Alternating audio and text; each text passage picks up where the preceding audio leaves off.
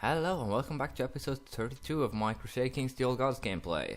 Last time we were messing around, I was annoyed with Italy not being completely mine, even though I hold the war for it. We took some land in Hispania, and we'll probably keep banging at Leon and probably the Nasrids too. Even though I want to declare a Great Holy War for Andalusia, it doesn't really matter that much. I can always declare Great Holy War for Anatolia or Greece or pretty much anything else, and I probably should save for that, especially if the Arabian Empire actually falls apart now. It would be beneficial to actually wait and declare war for them later on. So what I'll be trying to do in this episode is probably just take Sicily and perhaps start taking some lands here. Probably do some raiding in Thrace and Constantinople. I'll probably also continue trying to pick up lands of basically everyone. A county here, a county there, always adds up in the end. So yeah. And other than that, we have I have good vassals, I guess, that picked off all of this in what I joked to be a half Great Holy War, but still, yeah, it's a bad joke, but still. Also, we should probably be able to get down here to Mali soon, but in order to do that quickly, I will have to start assassinating the sultans. But it shouldn't be too much of a problem, especially since the sultan is still a kid. So people will get mad at him, and people will rise in revolt soon enough. And as they do, as this guy has, I will be. Yeah, I will be picking at them, but still, here's a little bit of a surprise. Bahadir of Bahadir's host has declared a claim on Arabian Empire. It's pretty much, I believe, at 13,000 troops or something. But I believe this kid, yeah, I can't pick anything of him because he is still part of their empire. So that's too bad. But as I said, we'll do some raiding and we'll declare war again. I don't know if I can declare war right now. Yeah, 5 more years. I just won war for Lucania, as I believe. Italy, on the other hand, yeah, I was annoyed also with the fact that their king died a week before the war ended. So yeah, waste of opportunity there. So all of my targets basically have a cooldown timer now. Yeah, this kid too. So we'll just patiently wait, do some raiding, save up some money, upgrade my holdings, and allow these guys to get back at full strength. Yeah, I'm sending him over there to be with the others. And these guys can just wait here because I don't really have any big use for them right now. I'm having my archers here, sending the Venetian fleet to, and then we'll do some raiding on Thrace. Once I get there, I'll show you again, see if we can beat last time's record of 950, I believe. So yeah, that's the plan. We'll see how it goes. Just got a bunch of technology points, it seems, as I should invest in something here. Let's see. I believe last time I decided I would go for castle infrastructure for tax bonus and the castle town, so I'll just go ahead and do that. Also, I wanted to upgrade my military organization, and then I'll go for heavy infantry, then light infantry, and over here I'll just usually wait for legalism, simply because it's the thing here that will give me the most benefits. After that, I'll probably max out noble customs or something like that. As the Byzantines had a 25k army in their capital, and these guys are purely archers, I have sent them up here. Yeah. What is it with them having millions of troops at their borders? Just annoying me.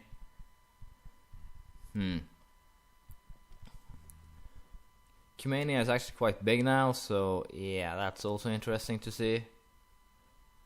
This guy could get a problem further down the road, but should be okay for now.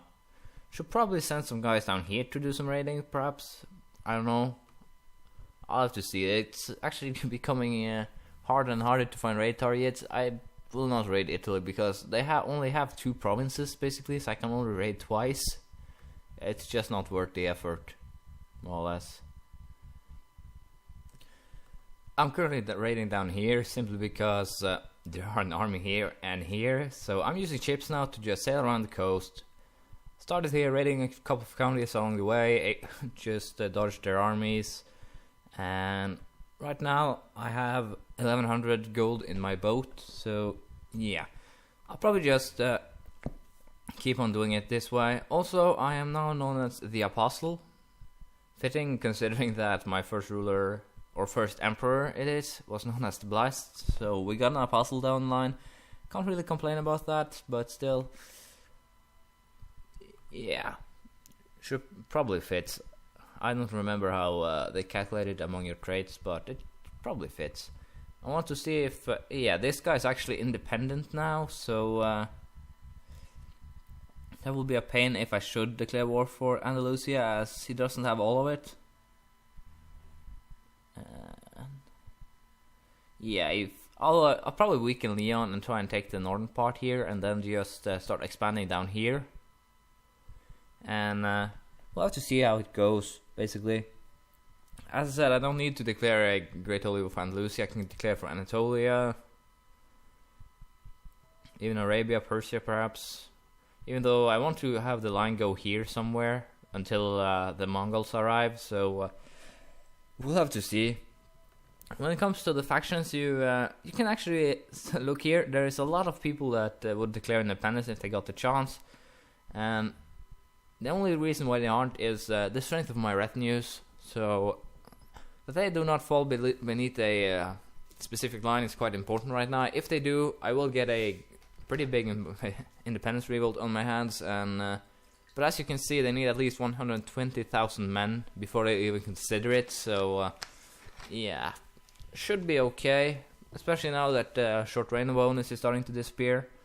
It's a little bit annoying, the -10 for female ruler, but should be okay. This guy is just getting worse and worse, as you see. I believe I showed him to you in an earlier episode. There he had actually about 23 diplomacy, and he's just losing it slowly but surely. Don't know what he's doing, but it's not too good. So we should probably find someone else. As of now, this guy is actually setting up as candidate. The only thing that sabotages him is that he's Swedish, so I lose all of my household holdings, I believe, unless it's the same. But still, it would be a pain to lose that many. So we'll have to see. As of now, I will still believe the guy who's doing worse and worse for himself is still the best candidate. If not, it'll probably be this guy, but he's again worse. So hopefully someone good will come along and help me easily continue this empire. And just the fact that I don't have a good heir is actually something that makes me want to halt growth a little bit. When it comes to the empires or the countries, she will still have to rule for quite a while. Scotland is not that far away, neither is Poland.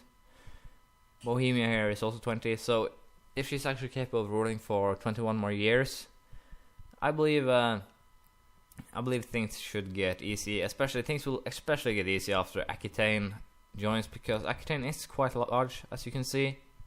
Aquitaine and Germany, I guess. Once those two are incorporated along with everything else here, I'm pretty sure that I can just war for everything in the world and still be okay. Hungary is coming along, Serbia, Bulgaria, Wallachia. Yeah, so I'm pretty. As I said, I'm tempted to actually just make a little bit of an effort to try and take Ruthenia, as we already have half of it. So yeah, I'm not sure. I'll have to think a little bit about it. But Sicily will take. It's just 2 duchies away, and we'll probably take most of Leon. Yeah, we'll take all of Leon and Portugal, so they'll also start drifting. Hopefully the Nasrids will be able to consolidate the rest of Leon for us. I know when my truce goes out with these guys, I believe it's 42. So we'll have to see. The Leon are actually attacking for Portugal, so that would actually be positive if it took it, because I can then take it back without having to go up against the Arabian Empire. And they still have some troops, but if I take these counties here everything north of here, which is their main holdings. I believe the Nasrids should probably be able to take them down without any problems, especially if I allow them to. So by that I mean not attacking. So basically that's what I'll aim for, and I'll probably take Ruthenia sooner or later. I'll just have to get done with raiding down here. Yeah, problems just rear their head towards me more or less now, as the Empress died of illness. This guy is good, but he's not that good, and also he's depressed, so that could work in two ways. I could get an awesome heir and then just Perez suicide more or less, but I hope to avoid that. Actually, this guy is quite good. The only thing is his content, but still, choices. I'll have to see if the independence faction grows too big that it's actually a risk. I will allow him to die. Let's see here. He isn't really that bad. The only problem is he has ambitious, and he only really has two traits that actually can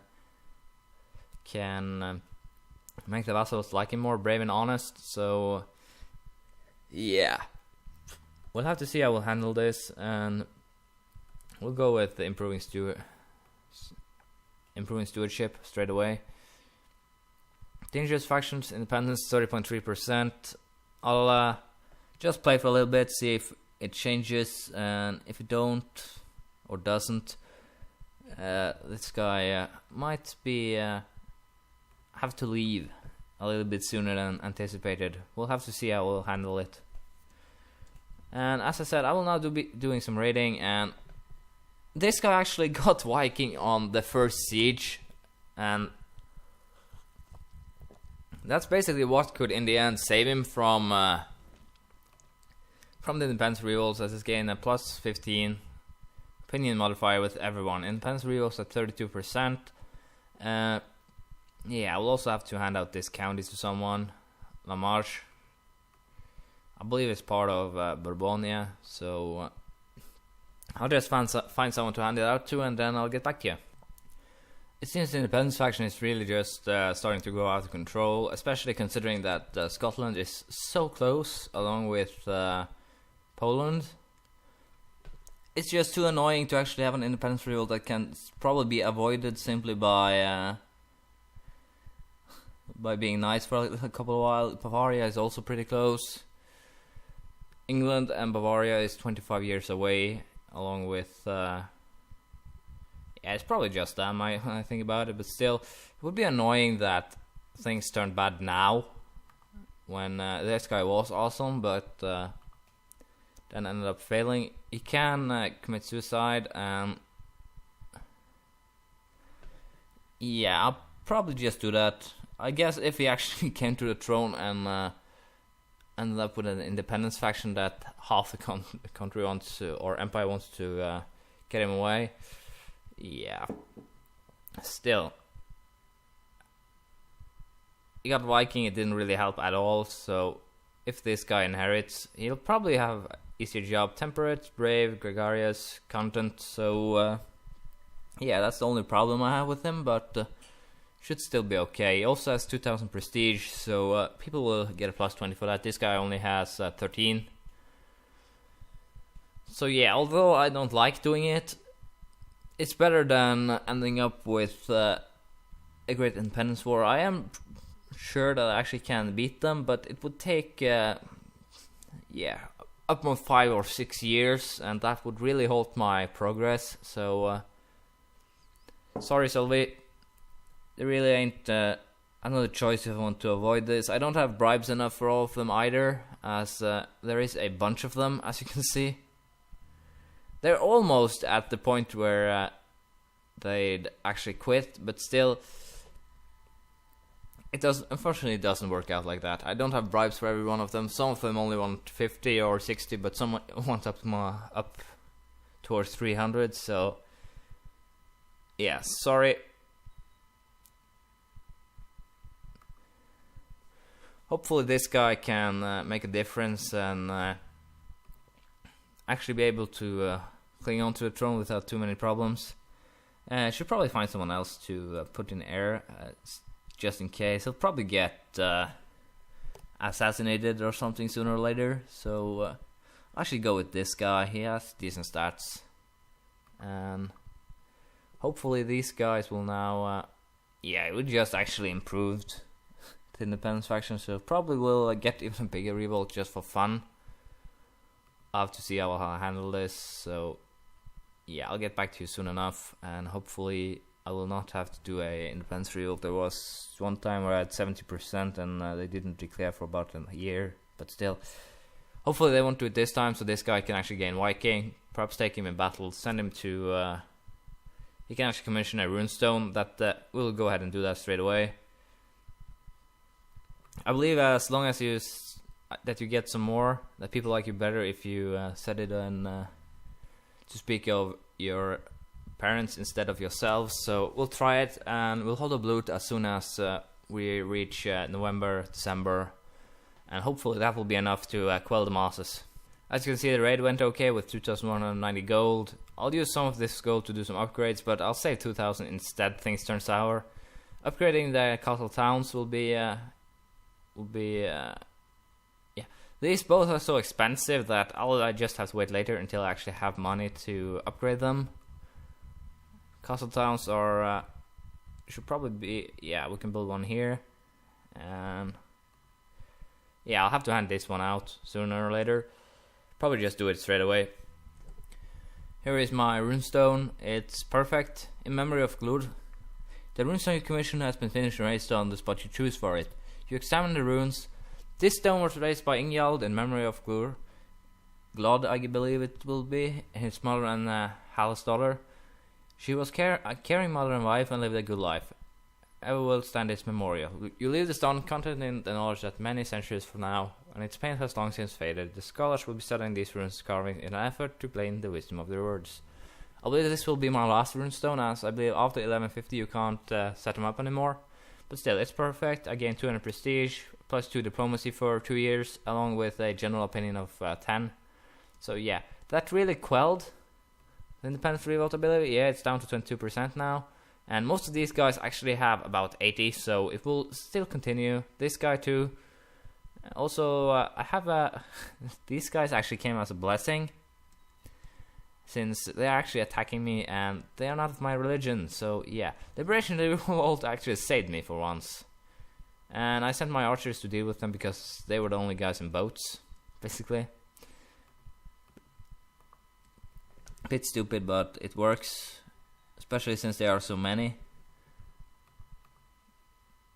I'm actually just going to eradicate them and then wait a month or two to allow them to... No, I'll probably just end the war here, so that I can hold the loot. It will give me some more opinion modifiers. Still, this will probably bring me back into... You have sent out summons to all of your vassals for the loot. Those that have been baptized or profess to follow the teaching of the prophet will have to offer gold to be exempted from this magnificent feast. I believe I don't have anyone that follows the prophet or any other god, just Norsemen. Yeah. I'm just going to send these guys here. Let them replenish for a while. If I sacrifice infidels, I actually get more prestige and piety. If I don't, and as you can see, I have a lot of Muslims and Christians in my cells from raiding. You can only sacrifice 4 people, it seems, at most. So yeah. Plus 15 for 12 months should work out pretty nicely. Yeah, there are also some funny events that happen during the loot, but that's okay. I should probably send another army here and prepare for war against Leon. I just sent these guys up here, going to rustle the Italians a bit. I'll just do a conquest of Genoa. It should be enough to get them off their asses so they actually conquer something for once. It's been a while since they actually done that. Sorry about that. I have kind of a hiccup right now. So yeah. hopefully I'll send these guys down to Leon, and then we'll probably declare war for the Duchy of Leon, which will be these 3 counties, I believe, if I'm not mistaken. No, I'm not. We'll declare war for this. It should take some of the power away from him, and yeah, also get some morale and monthly prestige. When it comes to Bloods, I believe there is 9 years between each, as the events actually states that, but I didn't really notice it before, just a little while ago. The last Blood I held, I believe. So yeah, bad of me to not notice something that's as obvious as that. So yeah, let's see. We'll give up now. Yes, he will agree to my demands, and just one more war, and Italy will be ours finally, after a lot of back and forth. And there we go. I'll just go ahead and declare war now on Leon straight away, and that should probably pressure them a bit, hopefully. Have these 2 stand right next to each other. These guys don't have any generals, because they are just finished, so to speak. They just came out of the factory. I noticed that I had 30k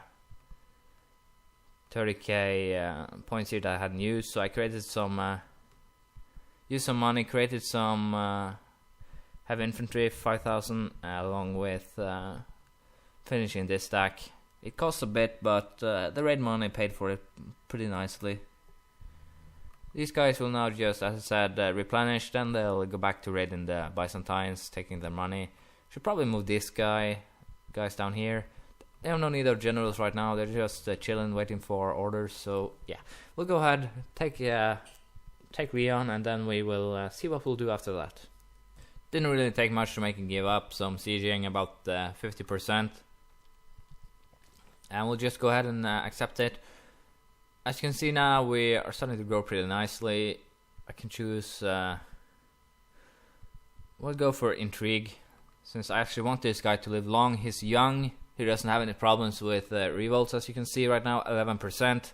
And all of these are probably people I can bribe to get out of it, and that's actually quite nice. What I didn't notice was that my 15k heavy infantry is actually standing here.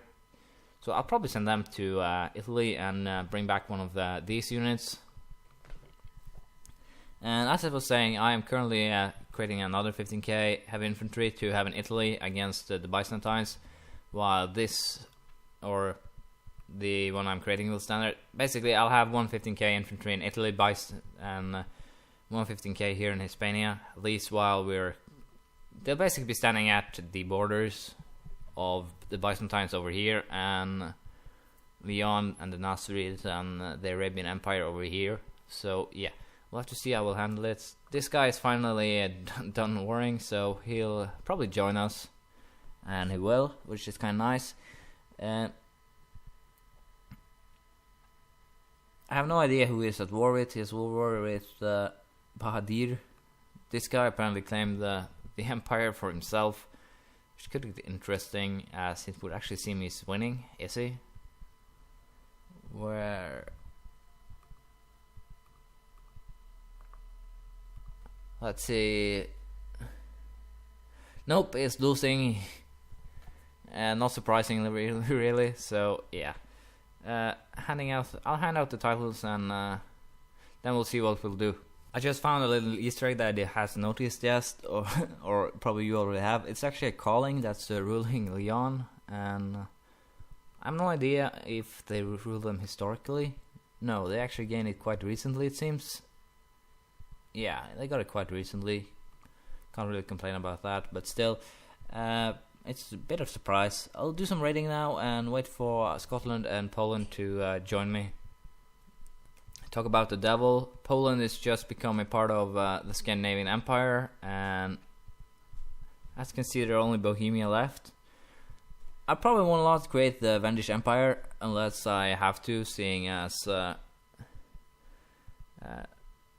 my culture is Norse, and if I were to create the empire, I would have to sacrifice every holding. If they actually change that, then I will create the other empires, I believe. But Carpathia I will create, because all it demands is They don't demand much, but yeah, there is about center of list. I'll have to check what's needed.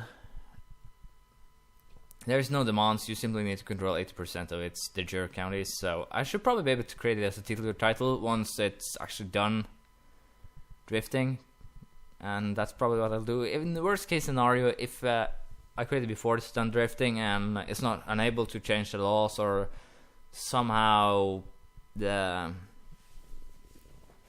electors choose two different heirs, it would be troublesome, so yeah, we'll wait until it drifts.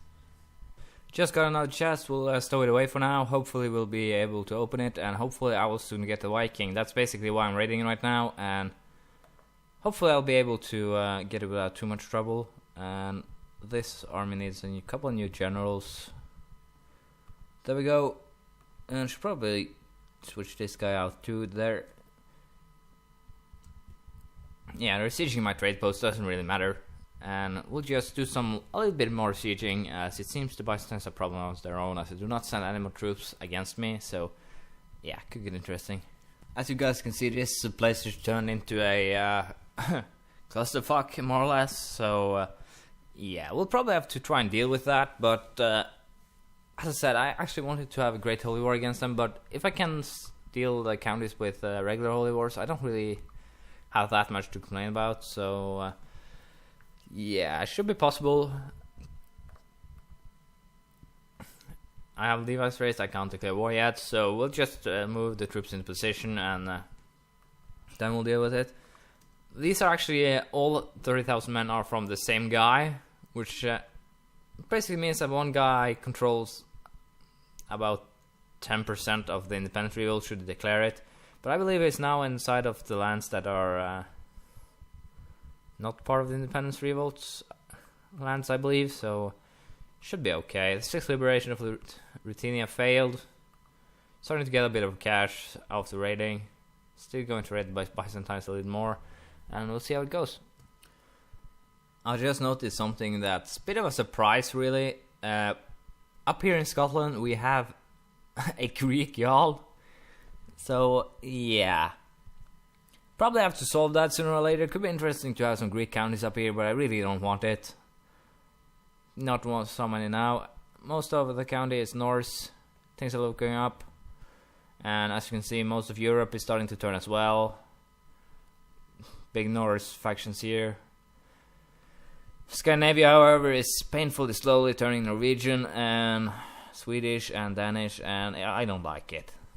I'm still complaining and I'm still whining about it, but I still don't like it. It will be one hell of a stoller sooner or later, so I'll probably save up a bit of gold just to go on a revoke trip, and probably do it with a ruler that has the press him so I can suicide him later, but nah, I won't do that. It's a fine tactic if you want to make it easy for yourself, but I'll probably do it by forging claims, revoking titles, taking it from them.